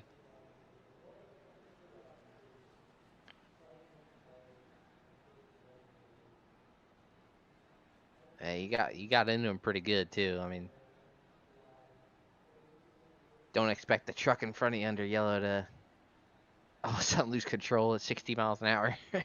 Yeah, it's just something you're not ready for, and all of a sudden he just randomly does that, and you're just no time to react to it.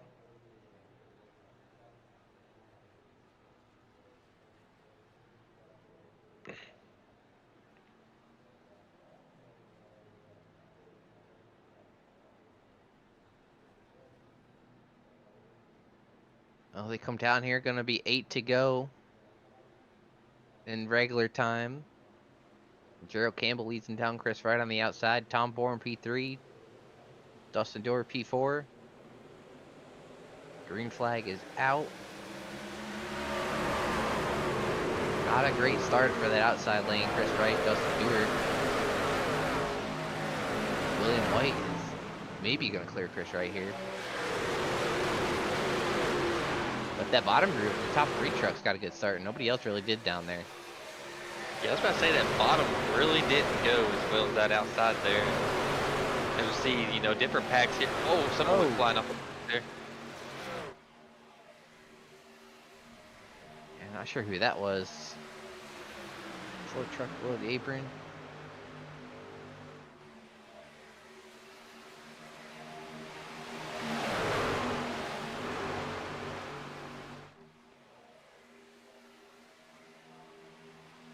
Man, as we go 3 wide, Leighton Norgard trying to lead the top in front of Frank Fody. It looks like it might have been Josh Adams in the 81, maybe. Yeah, what I'm we hearing got over a comms, he blocked Wadsworth, and Wadsworth just ran him over. Oh, no, save it! Oh! Oh, and that caution was already out at that point, so Yep. that's gonna be something to look at. Because the caution came out for something, I believe, in the tri-oval. I'm not sure where it was. Oh, looks like Zach Evans, maybe? Zach and Chad? Okay. I see what happened to Zach here. Kind of going along. I'm sorry, it's not Zach, is it? Yeah, it is. That's kind of weird. I don't know if the steering's kind of out of whack. Yeah, he's saying something that just broke. He said it felt like a sprint car.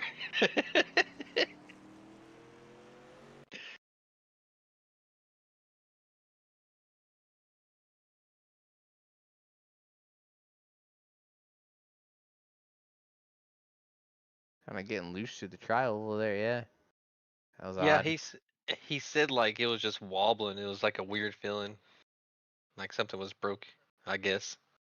The other, yeah, it looks like the other one with David Westergreen, something up here. Going along. Caution's already out at this point, I believe. Or look like, I don't know. Looked like they just came together right there. They both kind of moved at the same time. Yeah, I'm not sure. Yeah, they just kind of got together. I don't know if one really came up or went down or. Yeah, because they're literally the same line the entire corner pretty much. Because you can see Westergreen's right front is like right on the seam, and he's still on the seam. Yeah. Yeah. I think I maybe a little bit of both. Yeah.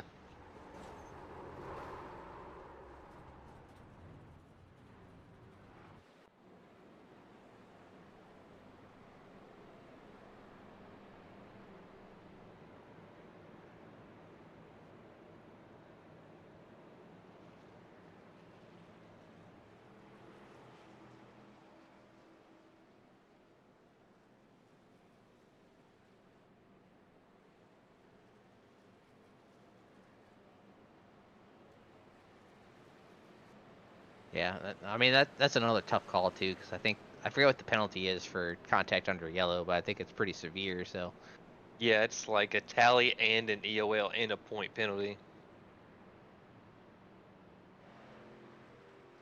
So, luckily, that was avoided right there. I mean, no one was really at fault at that. That was just both right there and just a slight little movement in the corner when you're so close together.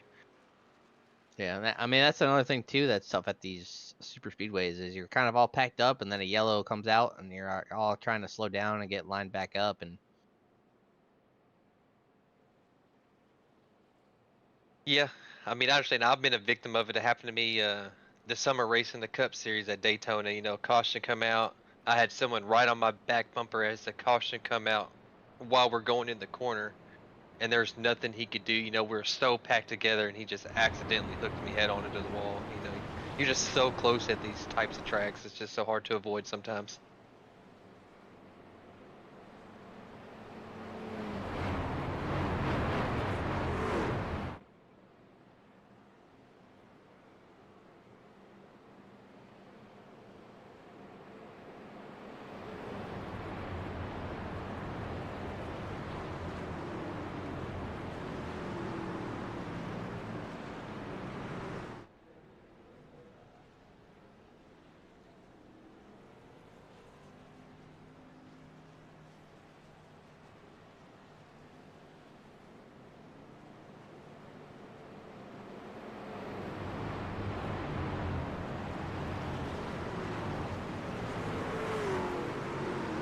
Yeah, pull we up. can. I see D West is in the NFL Care Center too.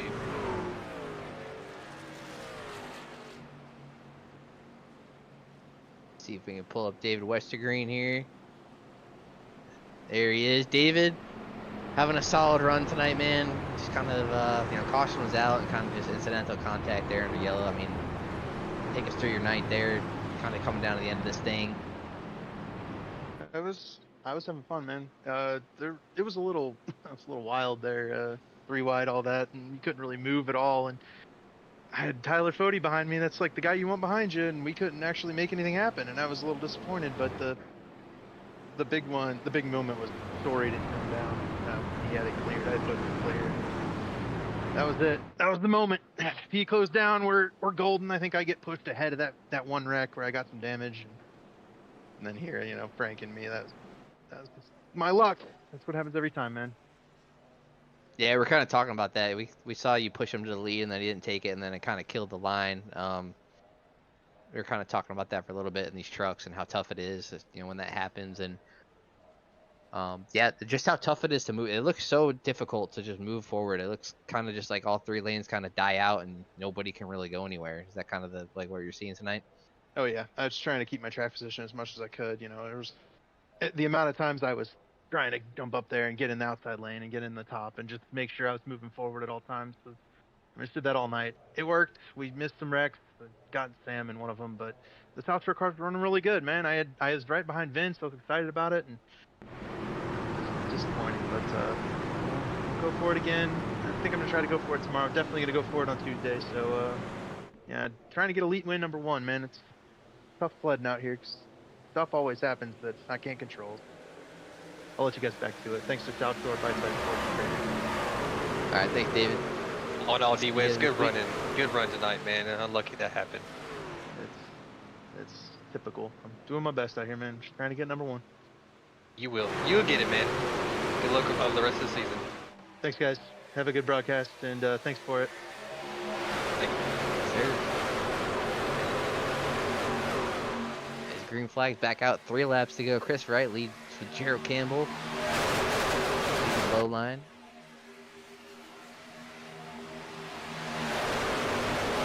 Oh, we got another truck way back there. Like all by himself, maybe? Oh, kind of looked like what happened to Zach Evans, where it kind of just broke loose, all by himself. Yeah.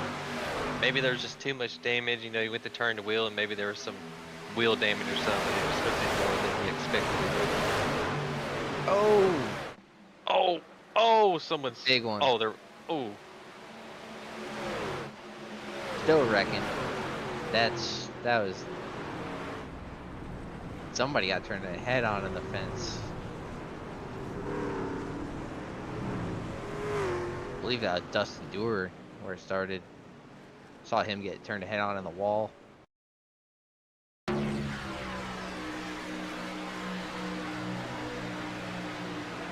see him trying to push Chris, and then Chris kind of moved down a little bit, and I don't know, Dustin trying to follow him, and Gerald, I'm not sure.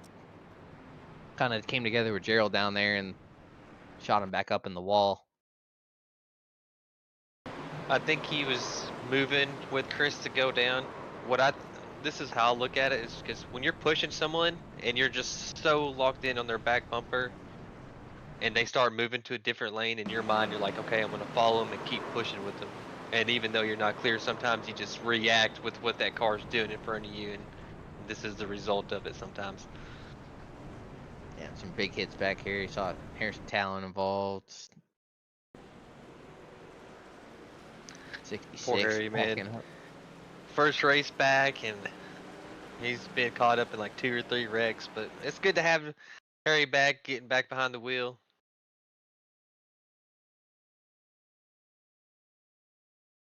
Justin Wadsworth in here. 47. Sam Boutwell. A lot of heavy hits.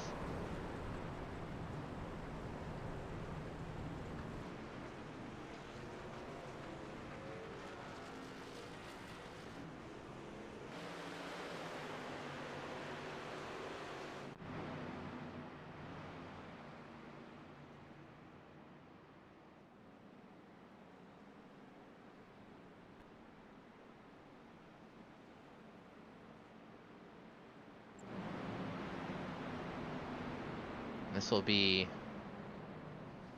attempt number 1 at a green-white checker here. 1 out of 3. So we are at our scheduled distance now. Just hit lap 101. Let's see if they got enough fuel to make it. That's going to be the thing if they keep wrecking. Yeah, definitely gonna be interesting. See. Oh, Stay. I'm sorry, I messed up. I was talking over radio chat. I'm messing up my buttons.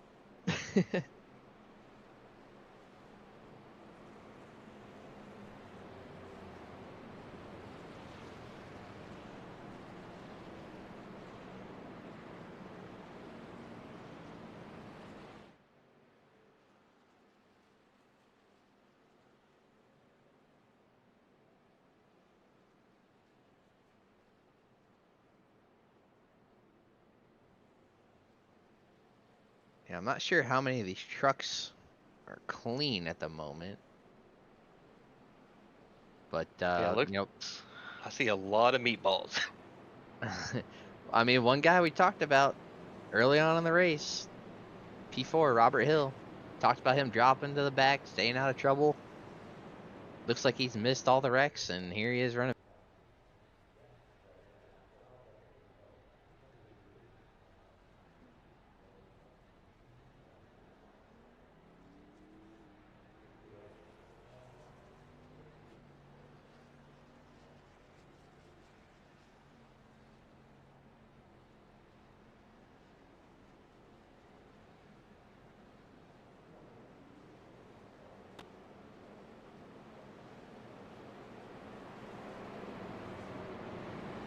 You're good.